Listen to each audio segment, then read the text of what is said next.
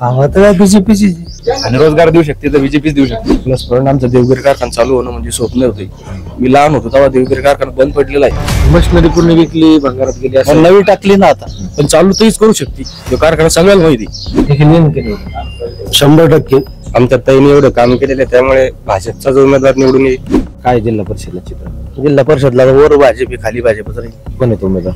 उमेदवार निखिल भाई आमच्या, निखिल दादा चव्हाण. काँग्रेसचे उमेदवार नाही काही? पक्क भाजप. निखिल कल्याणराव चव्हाण यांनी आता जिल्हा परिषद उभं राहायला पाहिजे.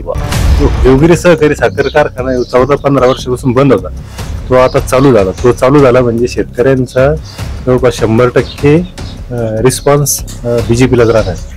काय मागचे जे जिल्हा परिषद झालाय का विकास? हो, आताहीच होता ताई म्हणल्यावर मग तिथे प्रश्नच नाही काही. काँग्रेसचं काय वापर?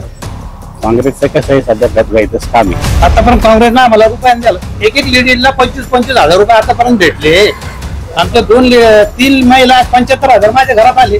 याच्यानंतर मला काय पाहिजे अजून? मला, माझ्या आईला, माझ्या वहिनीला तिघाला आम्हाला 6 लाख रुपये आले घरकुलाचे. वर कोण आहे? मोदी, देवेंद्र फडणवीस. आणि खेड्यातच काँग्रेस धरून काय करते?